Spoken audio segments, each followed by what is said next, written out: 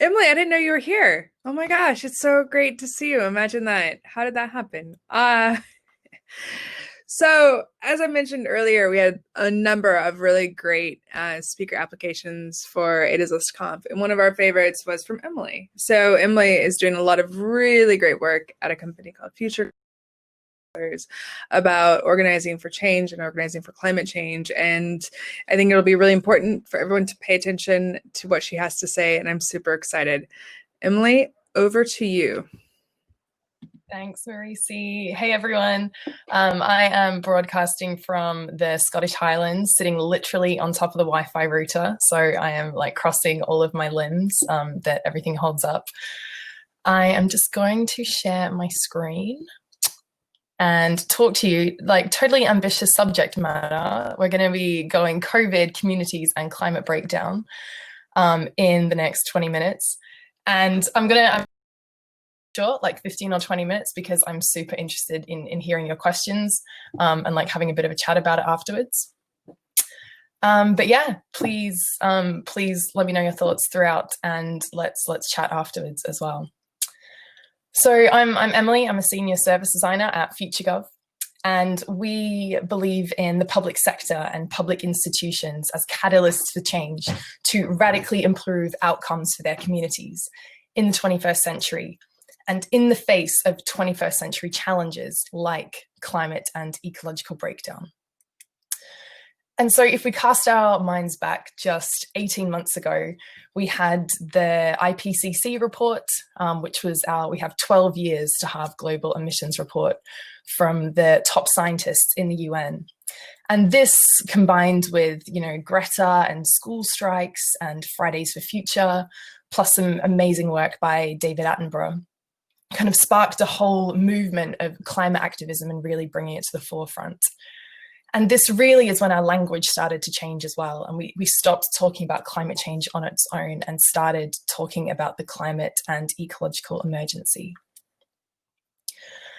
And so if we cast our minds back to the early days of COVID, I think that there was something about climate activists at this time looking really closely. And I certainly was like thinking back to this quote by Naomi Klein, or she quotes Milton Friedman in her work, The Shock Doctrine, and says that only a crisis, actual or perceived, produces real change. And when that crisis occurs, the actions that are taken depend on those ideas that are lying around.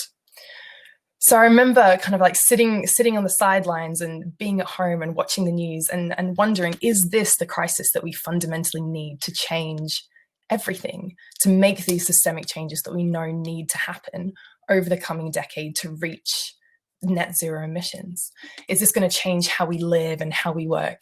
And how might the climate activists and that movement be the ones to put ideas on the table? So at this point in time, there was this like full-on explosion of thought pieces. And, thinking about, there were phrases like, is COVID as a kind of silver lining for the world in the face of climate crisis? So we heard things about, looking at the image on the right, when we were hearing about China, we were looking at the massive drop in air pollution that was happening there, and thinking about, is working from home going to change some of our habits for the longer term? We were hearing about all of the oil barrels that were now worth a negative price, and wondering if coronavirus was going to kill the oil industry and help save the planet. And hearing about examples of nature bouncing back and wildflower verges, and I think some like actual fake news about dolphins in Venice. But as the weeks and months kind of took hold, those stories got a little bit more nuanced and a bit more mature and critical. So of course we heard about the absolutely devastating loss of life of COVID. We heard about the tons and tons of medical waste and maybe some of the more dangerous sides of how we were choosing to consume. We learnt that COVID was exposing those dark inequalities that had been there systemically, but kind of hidden for a number of years. And of course, we're now facing huge unemployment and the biggest recession that we've faced. So I feel a bit naive looking back at that time, and was very grateful to the words of some wiser people around me who kind of advised not to jump in and like throw your like opinion piece on your blog in the mix, but actually just take a bit of stock and take notice and look at those signals and patterns that were arising. So hopefully this has led to a slightly more thoughtful and nuanced reflection on that. So you've probably seen this meme kicking around the internet, and I'm showing it because I absolutely hate it. And I think it's terrible, terrible messaging, and we should really move far away from this. That it's quite a worrying and dangerous visualization if we look at climate change as everything else. Because when we look at climate as an issue that competes with inequality or the potential for economic growth and secure jobs, then we start pitting these things against each other. And of course, if we're able to care about that third wave, it means that there's a level of privilege that comes with that because we're going to be less personally affected by those first two. So really, we believe that we need to look at the connections between things and the connections between issues and not see these as competing and conflicting demands. So how might we weave together a story that doesn't see climate as a siloed issue or the ultimate trump card, but a world where we don't have to care one single issue to care about? So over the course of the past months, I've got really interested in language and different ways in which we can talk about climate. So this probably, going back a year and a half, and we had 2/3 of councils declare climate emergencies, and everyone runs off and starts writing their climate action plan. And that's really beneficial if we do look at something in a really issue-specific way, because it gives us really clear things to measure it by. So looking at the image on the right, this is from the Greenhouse Gas Protocol. So you might have heard of measuring scope 1, 2, and 3 carbon emissions. So it's really practical and tangible and focused. But then there's a kind of spectrum of different language that we might use that starts to seize the connection with those other issues and is more inclusive of those other things as well. So maybe a kind of another level of maturity added on climate action is looking at the co-benefits of climate action. And so this image on the right here is from some work by Imperial, and they talk about if you make energy efficiency improvements to housing stock, then this can have really positive knock-on effects to health and to people's work and well-being as well. I'm sure many of you are aware of the brilliant work by Kate Raworth and her model of donor economics, which again takes this a step further. So now we're looking at how might you build a kind of thriving human society, but within these really real and really tangible boundaries of the planet.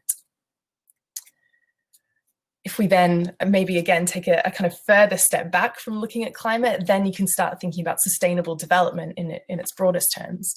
And of course, we've got the Sustainable Development Goals from the UN, which all of the member states have agreed on. And I love this visualization of the SDGs because rather than seeing them as lots of separate colored boxes and you can pick your 3 or your 5 for your city to care about, instead this starts to see them as an interconnected wheel of things that starts to tie together climate action with addressing inequality, with equal rights for women and others around that wheel. But where I'm currently at, for better or for worse, is talking about the well-being of future generations, which might be risky in that it's further removed from that focus on climate, but it has the benefit of being something that people can look at and agree with and believe in. So this is the kind of Welsh well-being goals. Wales being the only country in the world that has sustainable development built in and baked into policy at the heart of their government. And Jane Davidson has a really beautiful book called FutureGen. She was there kind of setting the foundations of this policy a decade or 2 ago. And she talks about, if she goes into a room and talks about climate change, half the room falls asleep. Whereas if she goes into the room and talks about the well-being of future generations, everyone sits up and listens. So along this spectrum, I absolutely don't know what's correct. And I would love to learn from what you're finding and experimenting with and see what works and lands. But I think there's some challenges here too. You know, sustainable development still feels like jargon. But what actually is that vision of the future that we're inspired and energized and motivated to take action by? We really need a vision for what the future world can look like that we can organize around. And within this, I love this idea of regenerative places, because regenerative kind of breaks away from something that is sustainable, that's all about doing less bad and kind of reducing, and instead opens up a kind of alternative future and a better future where people and planet can flourish. So if you've read Utopia for Realists, or my current favorite thing is The Myth Gap by Alex Evans, you'll know that there's an argument that as a humankind and as a society, we've lost our goal, we've lost our vision, and we've lost something to aim for. And rather than, again, thinking about this idea of reducing and getting to net zero, can we think about restoring our natural world and restoring our society and our relationships between people? So what does a regenerative place actually look like in practice? I wanted to share some examples of things that are going on that are kind of signals and patterns of things that are really exciting, and start to point towards a regenerative place and a regenerative future. So this might look like houses that are being retrofit with better doors and better windows, with solar panels on the roof that reduce the amount of money that people have to pay for their energy bills and reduce the amount of heat that escapes. But the exciting thing about that model, Energy Sprong, is the business model that means it pays for itself in the reduction in bills. We've then got things like the picture in the top left, which is Everyone Every Day in Barking and Dagenham. And these are shop fronts in which anyone in the community can come in and have an idea about something that they want to do in a way in which they want to participate in their community, a class that they want to run, or an idea that they have. And they'll be supported by a network of project designers to help them build that up and run little experiments within their community, all centered around participation being kind of core to building cohesive and strong communities. We've then got other things like WikiHouse, which is making it easy as an open source movement for people to build their own properties. And then interesting ways in which institutions like local government are working with their communities. So we've got Mini Holland in Waltham Forest in the bottom right, which went way beyond the usual process of consultation to the local community really engaging and shaping the future of their place. You might have also seen this arise in as we're in lockdown, which is a concept for Paris, which was called 15-minute neighborhoods. And the idea of this is that you were able to get all of your needs met within 15 minutes of your home, whether that was walking or cycling. And this is really exciting in terms of local economic development. If everything that you ate and where you worked and the way that you traveled and where your children were educated and how you spent your leisure time, that starts to challenge the way that we've typically thought of a city in those different areas.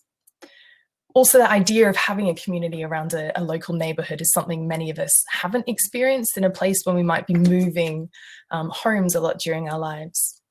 But this, for me, is a really exciting concept and starts to build off some of these changes that we could have seen during COVID, where we're asking bigger questions about what does our work day look like and how do we spend our time and split our time between these different worlds of work and home and others.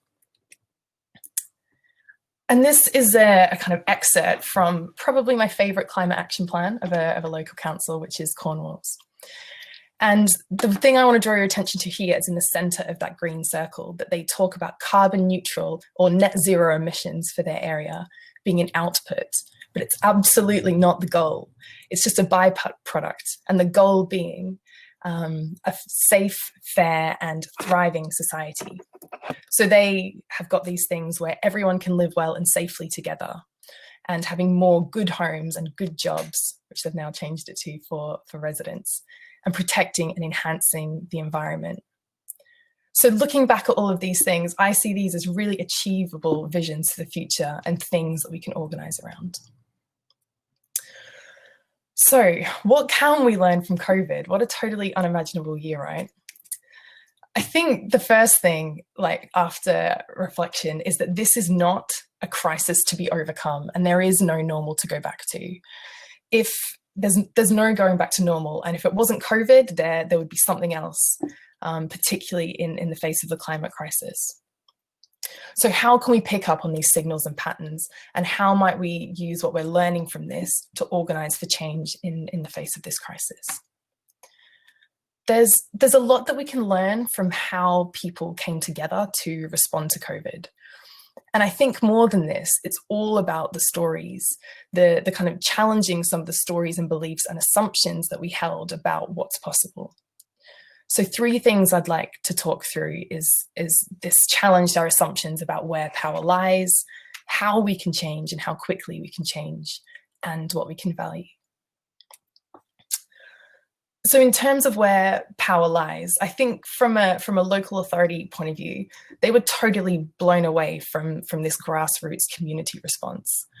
And all of a sudden we realized that power wasn't just lying in the institutions and in the buildings, but it was that combination of organizations coming together with their communities to respond.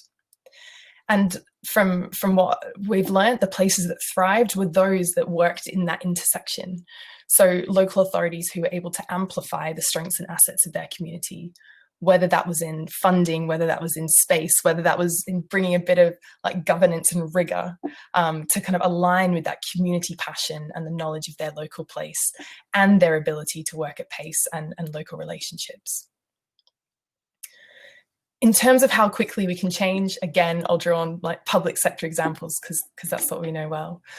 But local authorities had to work in a totally different way. They had new powers. They were sharing information and data about vulnerable residents so that they could work together to support them. I've heard from local authorities that they were forming partnerships in days and weeks that would have taken them years to form usually, and just organising in new ways to meet the needs of their community. So there's some like brilliant examples here of local authorities coming together, building a product to meet the needs of their community, connect those with volunteers, and open source those products and share it with others, as well as directories of services. So like brilliant work here. And the question that I have is like, how do we sustain this? All of these new ways of working and things that we've learned during this time, how do we make sure that we're not going back to business as usual and to old ways? And finally, there's something about just questioning what we value. I think all of us talk about growth and growth equals good, but you know, our government made some clear choices that we weren't going to compromise public health for the economy. And when we think about our health and that of our family and friends and our communities, and the way that we started to really value care in a different way than maybe we'd thought before. Also, key workers is probably the other example here.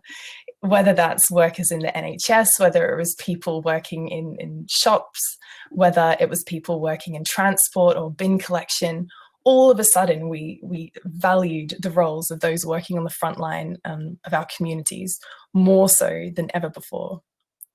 So I think as we head into this period of recession and needing to rebuild the economy, we need to be able to ask those right questions in the way that's what direction do we want that growth to be in, and not economic growth at all costs. I fully believe that our power as an individual is actually relatively small. And it's a really dangerous story if we're sold that the way that we can create change in the world is solely as a consumer. But we have power when we come together in communities, and we have to believe that our collective action can inspire others and we can build off the work of others. Because the other story that we could tell is that no one else will take action, so why should we? And that's even more dangerous. And so these communities could be your workplace, they could be a network like Ada's, they could be something online, they could be in your local neighborhood. But, you know, this is the long game that we need to play when we're thinking about climate, the potential of climate and environmental breakdown. And so we need to create those relationships and have that resilience to see it through for the long run. There's a lot that we can learn from how 21st century communities are organizing in new ways, with technology and tools as an enabler of that.